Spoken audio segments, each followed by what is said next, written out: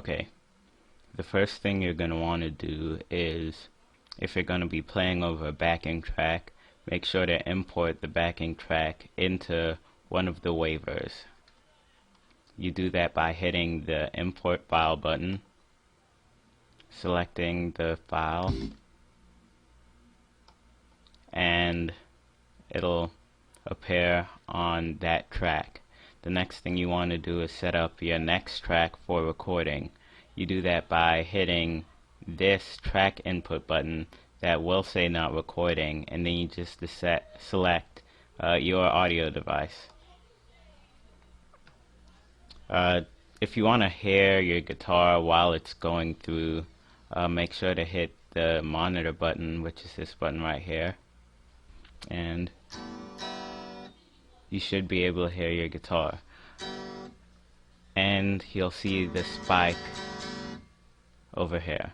It's important to remember that until you're done recording, you're not going to be able to hear any effect, so it's just going to be the dry signal coming through. Okay, the next thing you're going to want to do is record something. So you just hit the record button on the transport panel.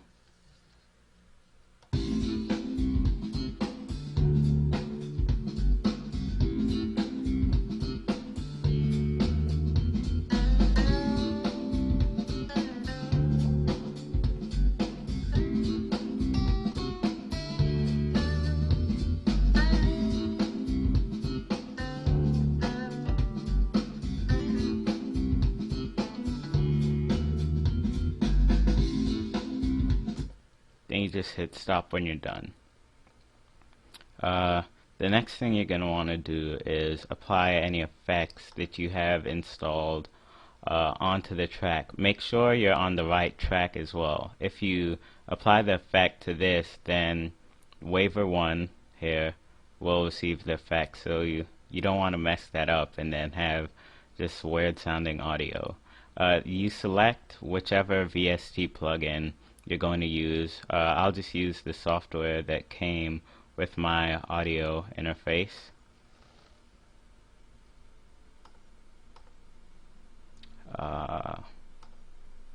Okay, now we can go ahead and listen to that and see how that sounds.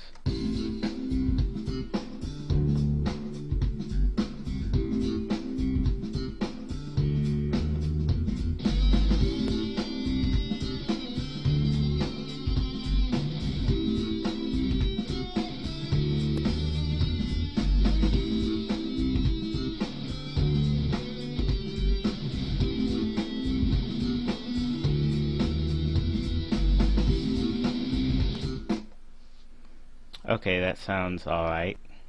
I could play a little better, but it's fine. So, the next thing you might want to do is, say, change the level. Say the second guitar, well, the lead guitar part wasn't loud enough. You could boost that in the mixer as much as you want to. I'll just boost it a little so you can hear the difference.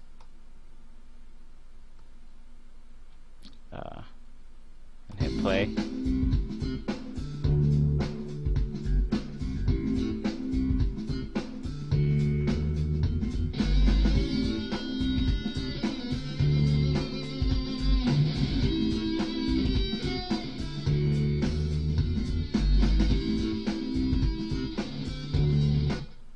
Yeah, that's fine.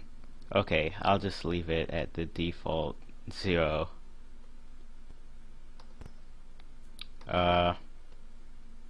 Another thing you might want to do is, since all of this is blank here, you could always use this tool, the cut tool, to cut the track right here, and that now it's in 2 separate sections. So you could take this selection tool and move this down to another track or delete it. Let me undo that and just delete that. Now maybe you want to have a different effect on a different part of the song. So, or whatever track you're recording. You just hit the cut tool again. You can use it to separate this. Then you can use the selection tool to drag it down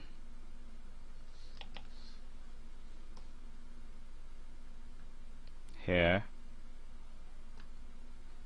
and then you can go into, now that track is in the third waiver, and you can add a different effect, like just pick something.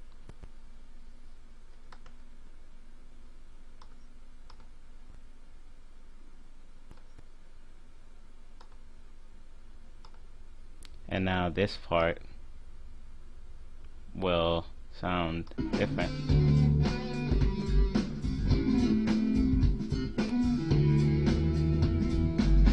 It's a bit of a different tone. Now when you're done with everything, you're done mixing everything, choosing your effects, you know, cutting everything however you want it, you're probably going to want to export it so that you could synchronize it with some video they have, or re-export it in a CD or demo or something like that. What you do there is, well, first of all, I'm just going to shorten this because this track is about like 7 minutes long. So I'm just going to drag this back and shorten it. Okay. Now when you have your track, as long as you like it, that's still a bit too long.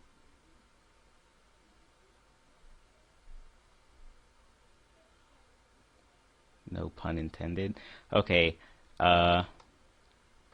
then you hit Control and you click wherever you want the track to end. Okay, then to export this, you just go to File and Export Mix Down, and everything within this selected area on top will be exported. Then you just choose the audio quality that you want. Choose the file name. It's kind of limited in the file types you can export your audio as, but I don't mind. Plus it's free. And then you just